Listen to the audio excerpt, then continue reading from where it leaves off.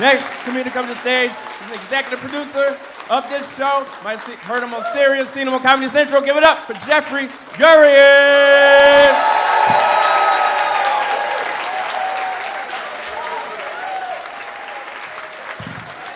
Keep it going for Charles McBee, everybody. Come on, let him hear it.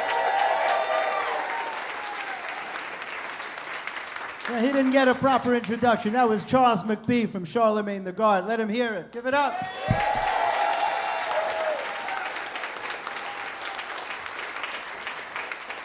What a great crowd. Give yourselves a hand for coming out tonight to support Raw Side Comedy.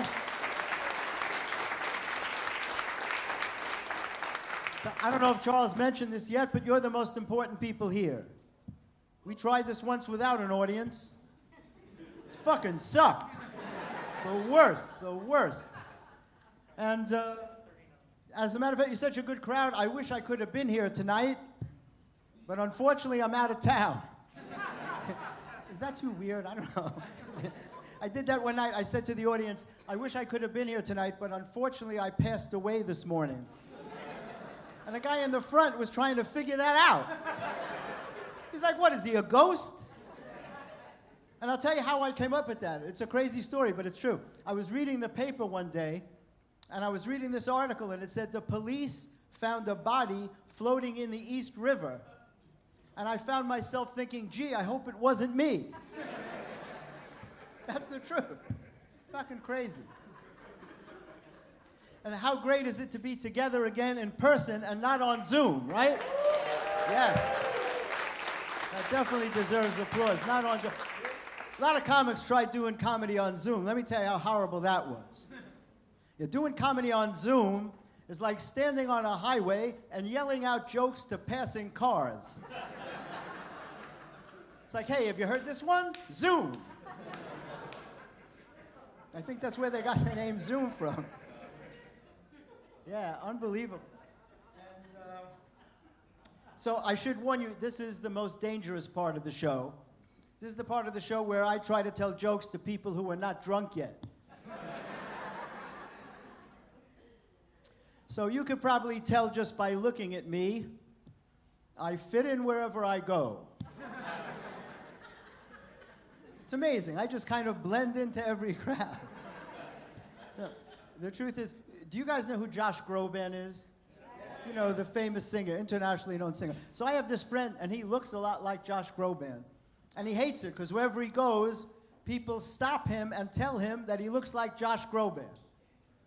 Because for some reason, people think they have the right to stop you and tell you who they think you look like. So he calls me the other night complaining that wherever he goes, people tell him he looks like Josh Groban. I'm like, what the fuck are you complaining about? At least you get somebody normal. I get if Phil Spector fucked Elton John.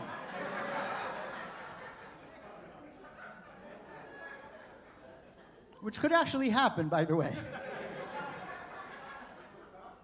No, it's so funny because people think it's funny if you know what you look like, right? And each and every one of you swears you know what you look like. But the truth is that you know what you look like to you. If you want to know what you look like, ask somebody else to describe you. But if you really want to know what you look like, ask a little kid to describe you. Trust me, you'll want to fucking kill yourself. Yeah, I asked this little kid to describe me. He looked at me for a minute. He's like, if Phil Spector fucked Elton John. I was shocked. I was absolutely shocked. I'm like, you're a little kid. How do you even know Phil Spector and Elton John? He's like, Google, bitch. Then he took it one step further. He said, you look like you wandered away from a rock concert in 1968. During a particularly intense acid trip. I was like, that's amazing, kid. You're only 1 year off. Yeah, it was 1969. It was during the Woodstock Festival. So how could you possibly have known that? And he didn't answer me. And that's when I realized that I just made him up for the purpose of that joke. No, but it's true. We have no idea what we look like. Absolutely no idea. And I have to admit, I'm as guilty as anyone else. Now, have any of you had the pleasure of being on the Manhattan subways when they're really crowded? You know how horrible that is, right? So I'm on the subway last week. It's the proverbial sardine can, not a seat to be had. This beautiful young girl taps me on the arm. I think she wants to meet me. She fucking offered me her seat. And I took it, too. Well, I had a long trip, and I'm not too proud. But men in general have no idea what they look like. Not a fucking clue. And I'll prove it to you. It's the reason why all men pack condoms with them when they go on vacation. Every single man, no matter what he looks like, he could look like fucking Shrek. But he packs condoms when he goes on vacation. Because every man is convinced that he's going to have sex while he's away. Yeah, most of the time they come home with more condoms than they left with. Because they found a sale on condoms while they were away. Yeah, and I'm so glad to see everybody looking safe and well. I had the virus. I actually got the virus. I got it back in March of 2020 when it first came out. Well, as you can tell, I'm a trendsetter. I went right out and got it. I didn't want to wait. I wound up with COVID, double pneumonia. Yeah, it's the truth. I'm not joking. Single pneumonia obviously was not good enough for me. I went in with both lungs, wound up in the hospital. And the first 2 days, they kept me in isolation. But on the third day, they put me in a room with 3 other very sick men, all with the virus. And I was hoping they were kidding me when they told me that the man in the bed next to me was from Wuhan, China. I'm like, that can't even fucking happen. But it happened to me. I'm laying there next to fucking patient 0. And this poor old guy is coughing and choking into the air with no mask on. And when I expressed my concern to the nurse, she told me not to worry, and she pointed to a thin curtain that was hanging between us. And I thought to myself, how foolish of me to have been concerned. Everyone knows if you want to protect yourself from a deadly virus, you hang a thin curtain around you. I'm like, too bad Dr. Fauci didn't know about that. The thin curtain business would have totally blown up. So after 4 days, when they wanted to send me home, I didn't argue. I was so glad to get out of there.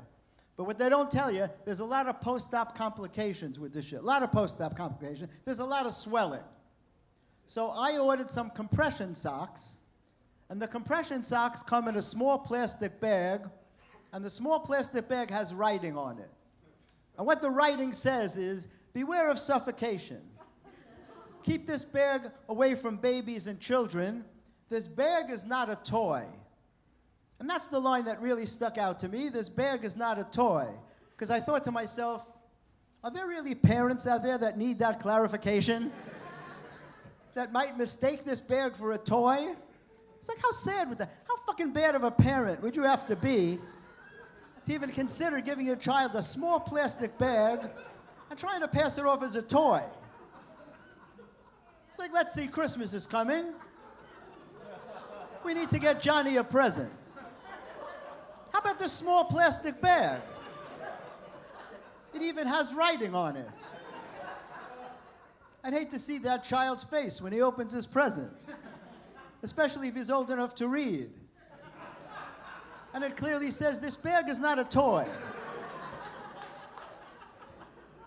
Unbelievable, so confusing. So many things confuse me. I don't know about you guys, but so many things confuse me. Like, don't you hate it when you wake up in the morning and you're really in the mood to vote and there's no election? Don't you hate that? How do you take away that urge to cast a ballot? And you know that night when you're supposed to turn your clocks ahead an hour at 2 a.m.? Yeah, when are you supposed to meet somebody at 2 a.m.? What time do you show up? At 1:59, you're still a minute early. 1 minute later, you're an hour late. You can't do it. It's not possible to do it. So many things confuse me. You never see an infant that looks familiar to you. You know, you never hear anybody say, you see that infant over there? I could swear I know him from somewhere. Never hear that. I went into a store recently. I saw a sign that said occasional furniture. Occasional furniture. I'm like, what the fuck is it when it's not furniture? It's like most of the time it's a sweater, but occasionally it turns into a king-size bed. 3 days a week it's a pair of pants. The rest of the time it's a roll-top desk. It's a spider web and a room divider, which is basically what that joke was, except that neither side seemed to like it. So many things confuse me. Pants are important. I have no material on that. I just thought I'd let you know. No, I do have material on that. I want to talk for a minute about ripped jeans. What's the fucking story with ripped jeans? Ripped jeans. Why are jeans the only article of clothing you can show up in such bad shape and it's considered perfectly acceptable? There is no other article of clothing that you could show up in and wear that in such horrible condition and get away with it. It's the truth. You can't show up in a torn shirt, a ripped dress, a suit with holes in the knees, but jeans could be ripped to shreds and people love them. Now, the truth is that ripped jeans are basically just torn pants. So if you went into a store and you saw a sign that said, sale, torn pants, there's a good chance you wouldn't buy them. Because torn pants sounds like an accident. If you fell down in the street and you tore your pants, there's a good chance you'd say, you know what, I better go home and change. But if you tear them on purpose, now it's time to hit the clubs. And designers are laughing their asses off because the more ripped they are, the more expensive they are. I saw a girl last week just wearing pockets. That's all that was left, just pockets. $1,000. Poor people could never wear ripped jeans. They can't afford them. Soon it'll be like that old-time children's story, The Emperor's New Clothes. You'll be completely naked and people will be like, hey, great jeans. Let me leave you guys on this. As I look out around, I see such a diverse crowd, and it's so wonderful. But I don't care where you're from. As people, we share similar traits in common. As people, we tend to exaggerate. Now think about it. How many times have you gotten that call from a friend who tells you he was almost killed, but he wasn't even hurt? Almost killed. They have the balls to say they were almost killed, doesn't have a scratch on them. And they all have the same story, and it all ends the same way. And one more inch, and I would have been killed. I'm like, what the fuck are you exaggerating for? If you're going to tell people you're almost killed, at least have the decency to be severely injured. Or else it diminishes the severity of the story, right? It's like saying, I almost had sex with this chick last night. Really? How far'd you get? Well, I called her and she wasn't home. But if she had been home, I would have totally nailed her. Which is a very romantic expression. Used mostly around Valentine's Day. I would have nailed her. And it had to be created by a guy, and I'll tell you how I know that. It had to be created by a guy, because only a guy would be fucked up enough to compare the act of having sex with a woman to hammering a nail into a piece of wood. You will never hear two women use that expression. You'll never hear one girl say to another, how was your date last night? Great. Did he nail you? You'll never hear that, and if you do hear that, change who you're hanging out with, because it's a bad crowd. Not like you guys. You've been a great crowd. Thank you so much.